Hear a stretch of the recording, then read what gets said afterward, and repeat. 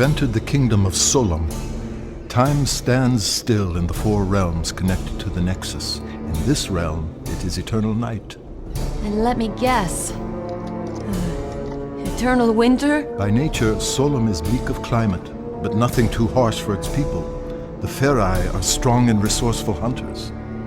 You say hunters? The worlds of Oblivion are each inhabited by a different race, and yes, the Ferai are fierce, sometimes brutal, but they are fundamentally good. You're going to meet a lot worse, I assure you. Splendid. Solum and its people have always been aligned with order, providing my Lady Arella with power. But now things have gotten screwed up, right? Yes, thanks to Abaddon's villainy. His interference in the realms is drawing all the primal energy to his side and starving my lady of her very existence.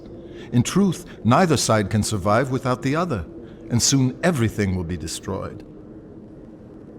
So the guy's trashing the status quo, creating chaos. Guess he's doing his job. And we must do ours, so just listen. Oops. I'm sorry. You must forgive me for that, Jen. So much more will become clear to you, child, but we've so little time. Hey, look, don't sweat it. I'm fine. So what's to be done here? Let's get on with it. Thank you, Jen. Right, now, what we've got to do here, Jen, is, I haven't the faintest idea. But I do know Solum has been tainted by chaos somehow, and we have to restore the natural order. I told you the Ferai are violent, but they live as a basically peaceful clan with rituals and art, for example, a structured society. The one crucial thing for the race is their king. In Solum, the king has huge authority, awesome strength, but he must, without fail, sacrifice himself at the height of his power and pass the throne to his heir. Gruesome. Ah, yes, the burning crown, the traditional method of royal sacrifice. Failure of the king to abdicate his power would devastate the land and lead its people to ruin. Ruin as in... Precisely. The king here is Herne, strong, deadly even, but always a good leader for his people, I believe. A Ferai king like any other through eternity, but some time ago he was due to relinquish power. And he's running for another term. He is senselessly refusing to give up his rule, and so leading the Ferai to disaster. So we check it out. Cool. Yes. A sound plan of action. Cheery. Greetings, I'm Solidus-Skully, and welcome back to the Primal commentary, where we enter our first realm of the game, Solum. Finally have a little bit of background as to, well, what the place is about, its native inhabitants, and indeed a little bit about its social structure, indeed giving a hint as to, well, what exactly is the concurrent problem in this civilization. Yeah, that's also one of Scree's abilities. He can turn himself into hardened stone, you know, being a gargoyle and all. Not that you particularly need to use this ability for much of anything, but, you know, you can if you want. Well, at present anyway. In the meantime, though, yeah, you know, it's still deep in the chilly winter months, or at least according to where I am. Yeah, I mean, it should be August by the time this gets uploaded. I mean, I don't think of... Yeah, it should just be a couple more weeks of Fahrenheit and then moving on to... Yeah, so, yeah, it's still seasonally appropriate. For me, anyway. For everybody else, it's probably still the middle of summer, but, yeah, a nice winter chill. Man, it must look refreshingly cold in here, but, yes, it's around about this point where the game finally starts to get going, and you begin to take on some of the search and exploration elements. In this case, given Scree's lack of knowledge as to how to properly restore the balance between order and chaos, as Abaddon has undoubtedly done something to disrupt the land, in the meantime, it's probably for the best that we just sort of explore around. And, well, as we can see here with some of the Ferai natives, yeah, outsiders ain't exactly welcome round these parts. That did not sound too friendly. Let's find another way around. So yeah, unfortunately our journey has been extended, because the Ferai are, well, rather territorial beasts. I mean, again, they're not out and out violent and feral, as, you know, their name might imply, but, yeah, by that same token, they're not exactly, well, friendly. Oh, if only we were able to blend in with the local colour, as it were. But alas, I guess Jen has no way of doing that, even though she seems to have some remarkable magical abilities of her own, if that symbol is to be believed.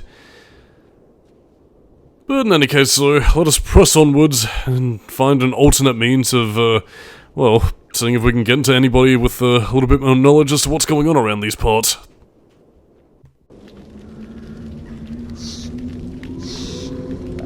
You hear those growls, Scree? That sounds like Malkai. They're primitive, territorial beasts. Huge teeth, fearsome claws, fond of the dark. Well, that's it. We ain't moving. Oh, no. I suspect they'd only be interested in devouring you. Oh, great. I doubt they'd find me too palatable. Sure. You don't look particularly tasty. Malkai are afraid of fire. I'll scout ahead, see if I can find anything. I'll stay here until you get back. So this pretty much acts as our main introduction to character switching, because yes indeed, you get to play as both Jen and Scree, one of which is to pretty much utilize puzzles that one can solve and not the other. In this case, because, well, the Ferai are rather dangerous, yeah, here you pretty much need to use Scree to get through places that Jen otherwise can't, because, well yeah, she doesn't exactly have anything to defend herself with, and the Malkai, as you're seeing right here, are rather vicious creatures, so hence why Scree needs to, well, rock himself up. Rock on, dude! But yeah, we just need to explore through this area, you know, find some fire to scare off the Malkai. For creatures of the dark, fear the light.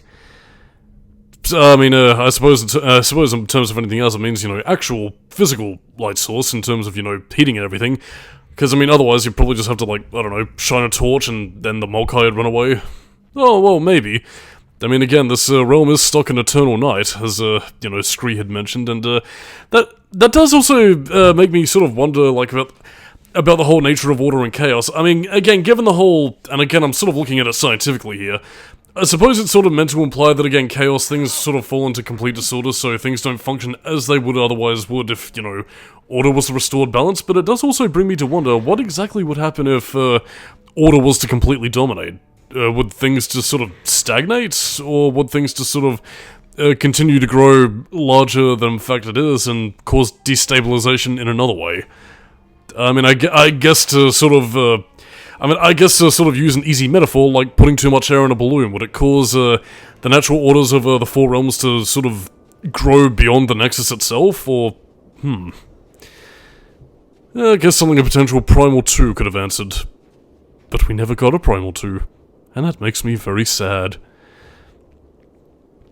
But yeah, the main thing about switching between Jen and Scree is one's either doing combat, which is mainly Jen's proficiency, well, once we get a weapon obviously, and Scree is really more so to pretty much skirt around areas, allow Jen access to places, and yeah, pretty much these two characters need to progress onwards so that, you know, one character can help the other pass, and eventually they'll make their way towards wherever their destination lies.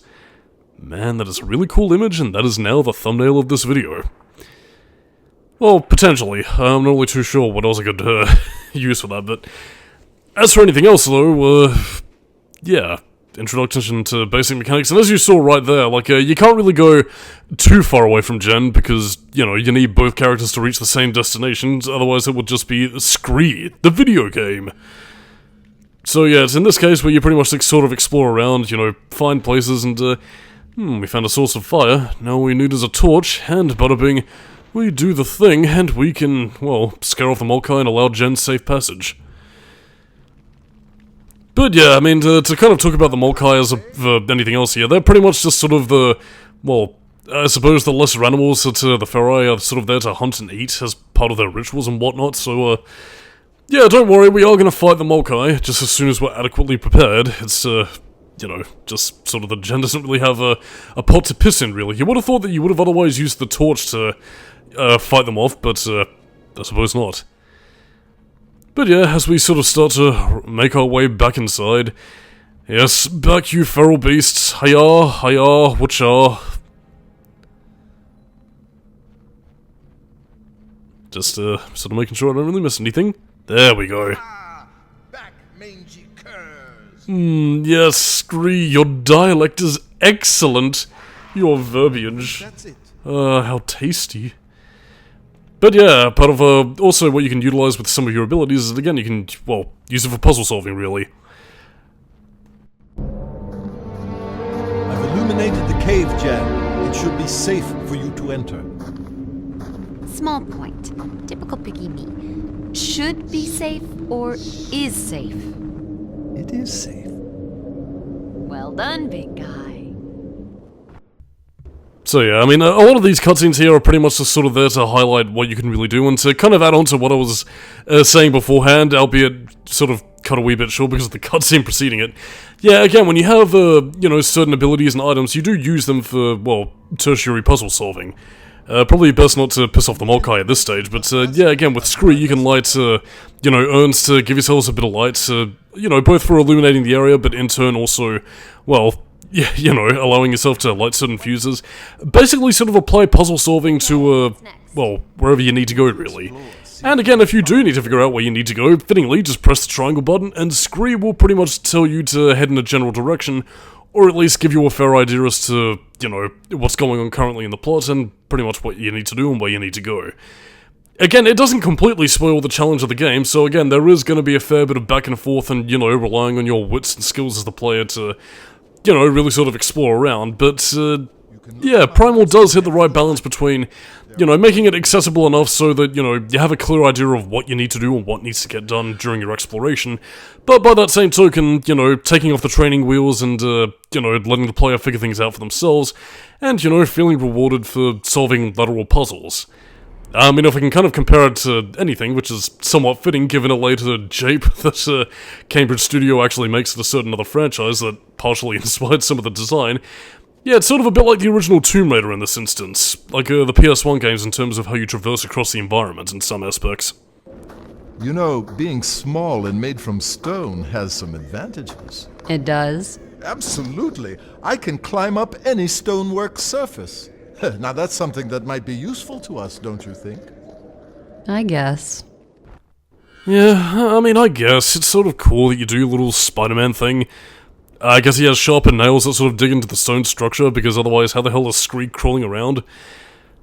But yeah, characters needing to open the door to allow the others to pass. Pretty much the same sort of thing I was mentioning beforehand, so yeah, Scree's wall crawling abilities come quite in handy. Unfortunately, though, in a similar vein to, you know, the 3D Gex games, it's sort of a section where Scree can only really climb across these specific surfaces, and, you know, not any wall whatsoever, because, I don't know, I suppose if you, you know, scale over walls and scale mountains or whatever, they'll pretty much end up breaking the game. Don't just stand But there yeah, and this is also the aspect where both characters sort of need to be, in step with each other to adequately progress, because again, if you pretty much have Scree go across and you think, I could just beat this whole game with Scree, see ya, Jen. No. Well, that door's pretty much too heavy for Scree, and vice versa. Jen needs a little bit of extra help to, well, allow her to pass through, so, yeah. Jen and Scree do need each other, and need their strengths and weaknesses to sort of balance each other out. Again, I mean, Jen is able to do all the fighting, and, you know, is a wee bit of a snarky lass, so she can take care of herself, but is very unfamiliar with, you know, the Worlds of Oblivion and, you know, the Nexus at large. Meanwhile, Scree, he's got the knowledge, he knows the customs, and, you know, he is pretty familiar with the royal protocol, for lack of a better phrase. But, yeah, given his tiny frame, although he can take a fair bit of punishment, he isn't exactly in fighting form, compared to his glory days, but, you didn't hear that from me. So, hence why he needs Jen and, well, her abilities that we're going to be seeing as we continue throughout not just Oblivion, but also a wee bit later in Solum. So stay tuned. But anyway, you might be thinking that a majority of these environments are mainly empty, and while that is somewhat true, there are a few hidden goodies and things to collect, so it is part of the reason why I am sort of taking the time to, you know, spelunk around these corners and, you know, find some hidden stuff, because, yeah, there are a few little trinkets hidden around that are quite tasty. Damn that wind! Uh-oh. Don't panic. They can smell fear, you know. You're not on the menu here. I'll smell how I want.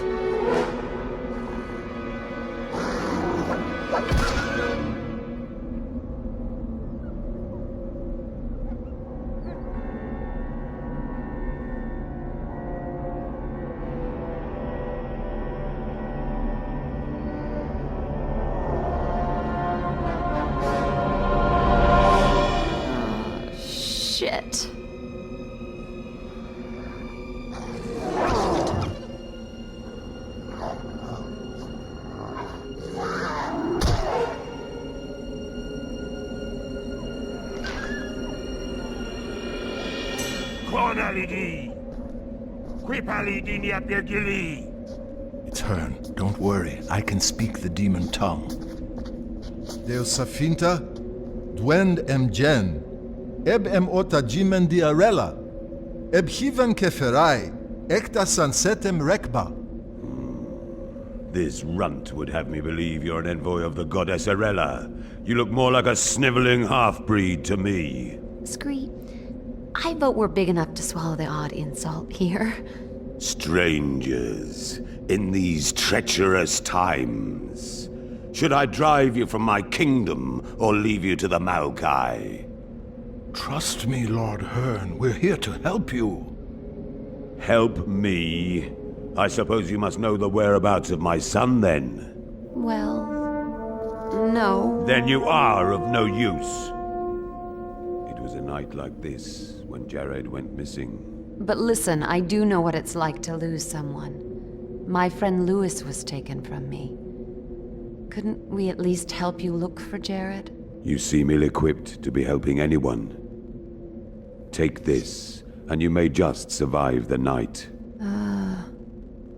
Thanks. I have no more time for strangers. I must return to the great temple. Perhaps tonight my prayers will be answered. I guess we know what he prays for. The safe return of his son. Come on, Scree, we can do it. Let's find this Jared.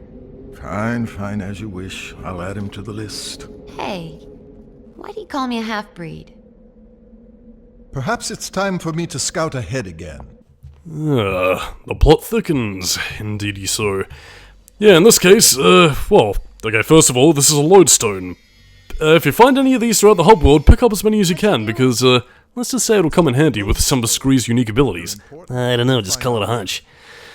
But yeah, now we're really sort of getting into the main plot of things. We seem to have found out the main problem of, well, what's going on around Solum and why it's falling into chaos. In this case, King Herne can't pass on, you know, his kingly royal heritage towards his son Jared, because there is no Jared, who went missing on a hunt. Where is he, and why is he missing when he should be proficient at hunting, as is the Farai tradition?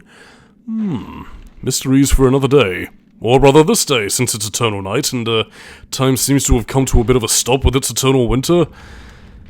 So yeah, that's pretty much the main precipice of what Jen and Scree are pretty much going to be doing here. Find Prince Jared, make sure that the rites and rituals of Jared becoming king comes to pass, and Squadala, Solum returns to its alliance with, well, Arella, Order, whatever good times are had. So as we continue to spelunk ahead throughout these cavernous realms, yeah, we need to find some way of getting Jen down to this place, and allowing her free passage towards the rest of Solum. And all its dark, gothic, Swedish, like, winter nights. Which, I mean, correct me if I'm wrong, but I do believe in some places in Europe, it actually does tend to stay pretty dark and morose for, well, a vast amount of the snowy period, really, so, yeah, it's kind of interesting that there are places like that in the world, and, well, I mean, again, I suppose it probably would have also played a bit more of an influence in terms of Primal's sort of design philosophy for some of these realms, because, again, they do take bits and pieces of cultural, paraphernalia from our real world and, sort of adapt it to, all the specific races and cultures that we had to explore throughout the four realms. This one seems to be taking a little bit more on, the sort of whole European kind of aspects, given the temperature, the cold, and, a tale of kings and shamans and, wizardly things. Poor choice of words, I know. I probably could have described it slightly more eloquently. But you get the general idea. So yeah, now we finally have a makeshift bridge, and now Jen pretty much has to run back all the way. Well, not too far, because, again, in terms of backtracking and traversal, unless of course you're really sort of hard up to figure out where the hell you need to go, Primal is fairly intuitively designed where you don't really need to, backtrack too far, which I suppose is a good thing in the sense that, as you're seeing right here, Jen doesn't really have to run particularly fast, and again, in terms of traversal, she isn't exactly, parkour jumping all about the place, so, you can't just sort of jump over ledges or whatever, so, yeah, hence, why I brought it up to the original Tomb Raider in the sense that, again, it's like a lot of very sort of, careful platforming. And combat, oh dearie me. So, yeah, Primal's combat. one of the talking points about the game that drew a fair bit of criticism.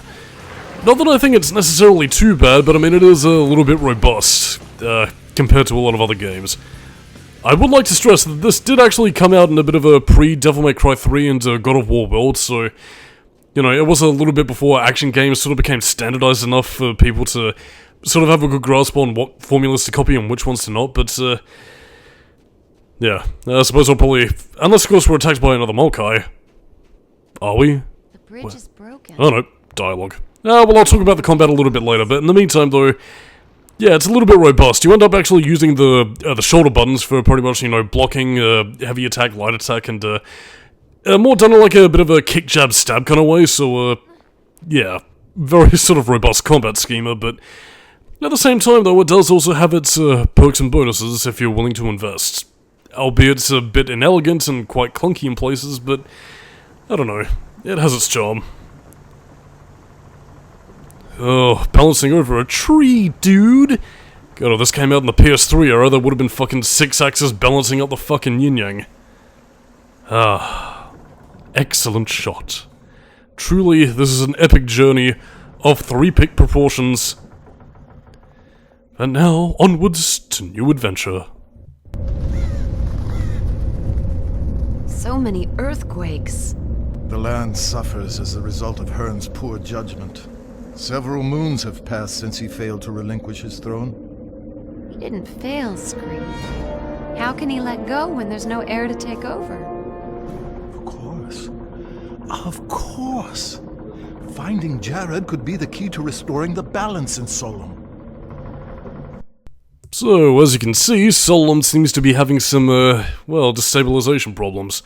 Kind of fitting, since I believe Solum is, I think part of its etymology in terms of the name is sort of meant to refer to soil of the land, so yeah, hence the earthquakes and landslides. And again, in a weird sort of way, I suppose it does also sort of show the sort of mystical influence that a lot of the rites and rituals of the Pharaoh really have upon the land itself. I mean, in this case, you know, the longer that Herne holds on to his kingship, not really through any fault of his own, yeah, the more the land continues to fall apart without, you know, Jared there to take the throne from his father, so... Again, like, I mean, there's a lot of interesting world building and a lot of ways in which, you know, the story does also tie into the direct sort of, gameplay itself, really, in terms of the influence a lot of the creatures have. And indeed, well, you know, the sort of level of urgency that we sort of need to get the plot moving and make sure that things are realigned back in the realm of order, as opposed to, you know, letting Abaddon have his way with complete chaos and whatnot.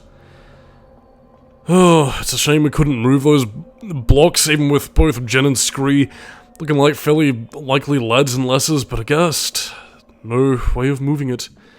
Well, then again, I suppose in any other way the door would probably be locked as well, so whatever, I guess. Whatever. We shall take this torch and light our way as we descend into the darkness, making our way down. But yeah, it's also around about here where we finally get to talk to some of the Pharaoh, who are a little bit more friendly than some of the guards that we saw earlier on. I'm guessing they work for Herne, because otherwise, well, they might have started shooting. And of course, whenever people start shooting, those arrows turn into hurting you. Stupid urns. Damn all this flotsam of religious proportions. I hate this place, I hate it! It's so dank and dark. With only Farai here.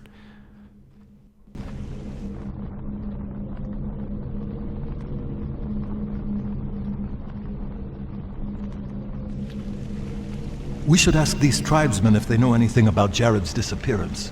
Shoot. Beagni, nedi vasus agat di kip gaxikot volvek Jared? Ip anot pot kapki. Obnon gianol ruledon vumila papot vern klumpad. Obsa kernas Jared nukti.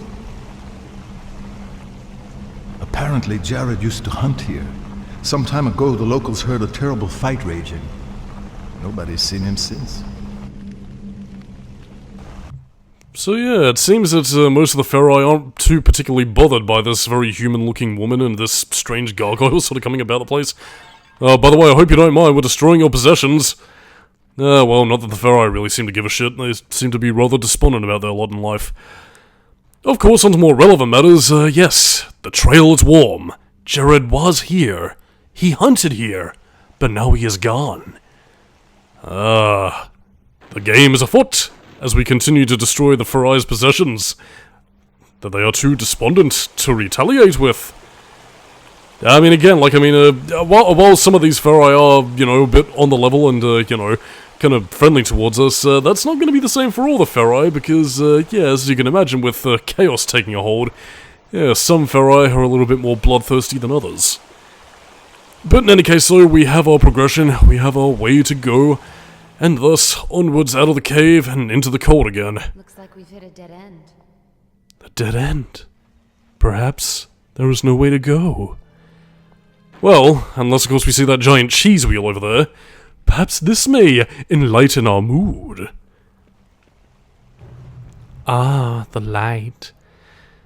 But yeah, I mean, I will say that some objects might not be immediately highlighted to a lot of people, depending on how well they blend into the scenery, because it doesn't quite do the same sort of, well, I mean, could it really be a generational thing, or could it just be a matter of people's eyesight, really? Because, yeah, I mean, in the PS1 generation, you usually had, objects sort of highlighted to tell you, this was an item to use for a puzzle or whatever. But, yeah, in Primal, because of partially the advancement of graphics, kind of made that little cheese wheel a little bit harder to see as it sort of knocks into the wall as you roll it down the hill. I don't know, I mean, it's visible enough to see, but I mean, I can see some less attentive players sort of missing out on it in some aspects, so yeah, I don't know. It just might be a bit of a thing where, again, depending on how good your eyesight is, this game either might be a little bit more difficult to play in search than others, I suppose. I mean, I suppose that's also why some games in the modern era tend to have more accessibility options for that. Like, some items will sort of sparkle or sort of be highlighted a bit better. Which, I mean, again, I suppose does also bring up the whole sort of like, oh, well, you see, it's games being a little bit too pussified by telling the player everything without making them figure it out. 'Cause I am a douchebag. Whereas I suppose for some other people it's more a factor of like, my eyesight isn't very good, but now I can see it thanks to developers, actually having these abilities there to let everybody play the game. Well, everybody can play the game. What a wonderful day and age we live in. I mean, again, that might sound like I'm being a bit sardonic, but no, I am genuinely thankful for, accessibility features. I mean, again, the more people that are allowed to play great games, in spite of their disabilities, for lack of a better phrase, I think is all for the best, because more people can have fun, and then we can have a shared collective experience, as the human races have want to do. What brings us all closer together. But in any case, so, now back on the hunt, on the search for Jared, we continue searching this mysterious realm. And I mean, again, in terms of the 4 realms that you have to explore, I mean, I wouldn't technically say it's an open world, but, again, you do have a very big map of, areas to sort of explore here, really, and, actually, kind of lucky we came across this when we did. Yeah, we also have quick travel, by nature of these warp gates.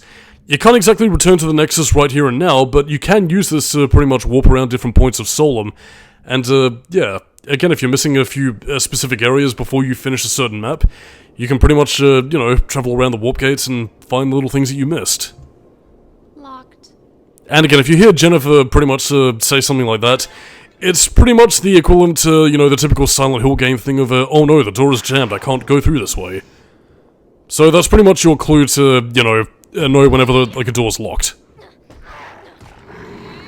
There we go. Yeah, the Molkai aren't really anything to take seriously, though, in terms of combat here, really, so... Yeah, again, you have pretty much like a bit of a charge-up attack that leaves you a little bit prone, but otherwise does a hell of a lot of damage. But then you also have, your sort of regular attacks between her, using her heel to kick, and using her knife to stab and swipe, really. You do have variations in your combo attacks based upon the frequency of your button presses, but, again, if you're expecting, some stylish combos akin to your Devil May Cry or whatever, or even a God of War kind of thing, it's not quite as fully fleshed out as that, sad to say, but it gets the job done, but it is definitely an element of expansion that I feel should have, been a consideration. But again, that's not all the combat things that we have to look forward to just yet, so I mean, there is more combat to behold and, more abilities that we have yet to demonstrate. It's just that in the meantime, well, yeah, we're sort of left without a bit of a pot to piss in, and, well, combat that I suppose people used to, you know, games that have advanced in the years since, just comes across as a little bit archaic. I mean, I'd say compare the combat less to Devil May Cry and God of War and more something akin to Nightmare Creatures. I mean, brutal, but functional, which I guess is the best way I can really put it.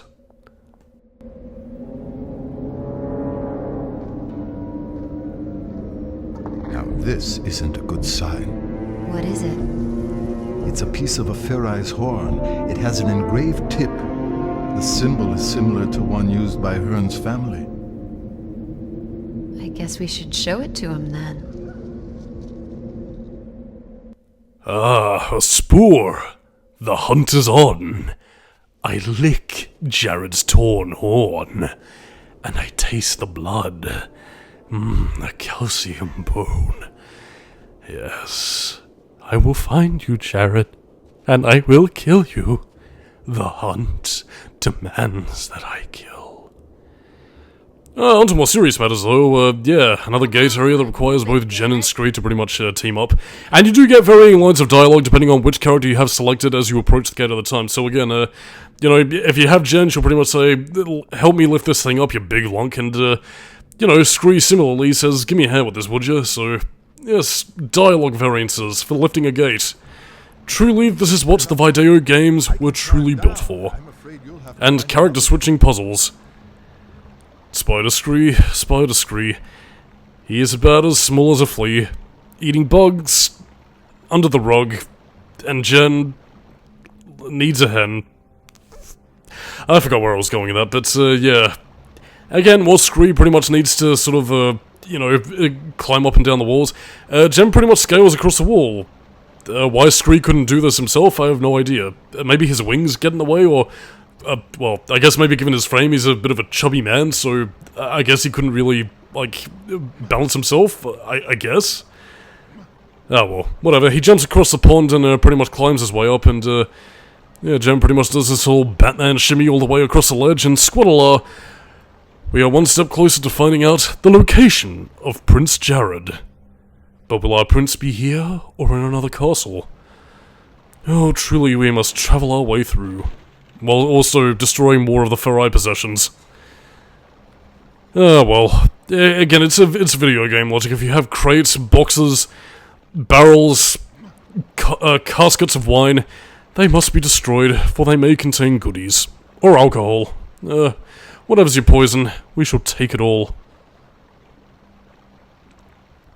But yeah, another facet of I was about to call the game Fahrenheit. No, another facet of Primal is that, again, you pretty much also need to have both characters within, I don't want to say a close vicinity, but at least, you know, within range of each other to have them sort of follow on. So, again, if you're in an area that's inaccessible by Jen and vice versa with Scree, yeah, you'll pretty much have to either navigate the characters to go back towards each other, or just, you know, make sure they're within reachable distance so that, you know, Jen and Scree can pretty much meet up and, you know, travel across together. This is very much a first taste of Primal to whet your appetite, which I guess, depending on how the game goes, is either going to be, well, something that might make for a duller commentary compared to, you know, the DMC3 and Fahrenheit that we covered previously, or I suppose, alternatively, it might make for a nice little change of pace. Something a bit more atmospheric and more about the world, with Solidus-Skully's silliness to pick up the slack. But, don't worry, there will be seriousness and silliness abound, so, yes indeedy. On that note, I'm Solidus-Skully, keep it new metal, and next time on Primal, as we're going to be seeing right here, we're introduced to another major player in the destabilization of chaos.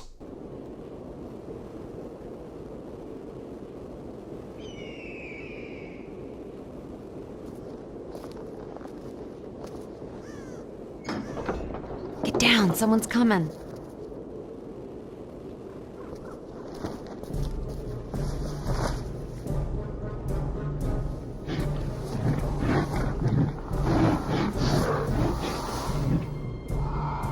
What's going on here?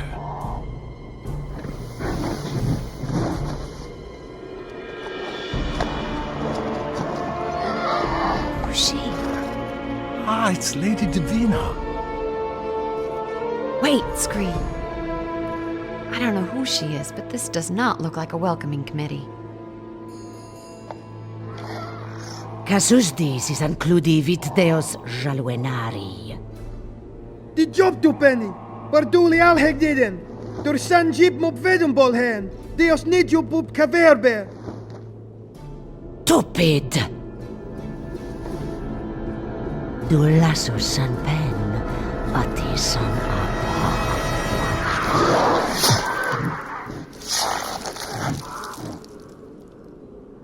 No.